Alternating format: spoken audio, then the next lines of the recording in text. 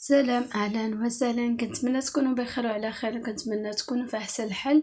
ان شاء الله جيتكم واحد الفيديو خفيف ظريف، وكنتمنى ان شاء الله تجربوه ويعجبكم.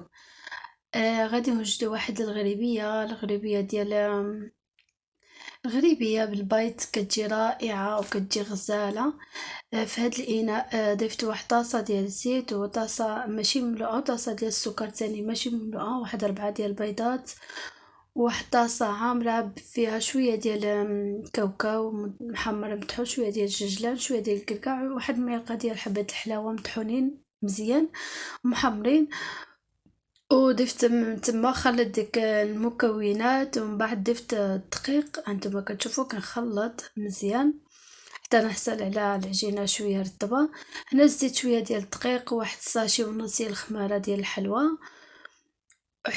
صافي خلط داك الشي. العجينه صراحه كتجي رطبه وكتجي غزاله.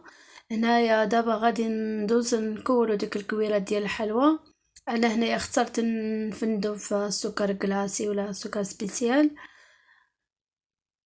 ضروري على هذا، ضروري من هذا زعما فضل المرحله نديرو لهم هذا السكر كيجيو غزالين.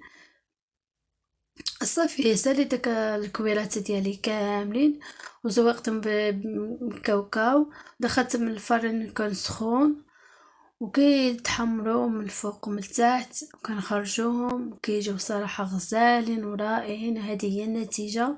صراحه هاد الغريبيه كتجي لذيذه وكتجي غزاله غزاله غزاله، وفي نفس الوقت النسيمه ديال ديك المكونات، وبالاخص ديال ديك الجنجلان وحبه الحلاوه والكاوكاو هذوك محمرين مطحونين كيجيو رائعين جدا.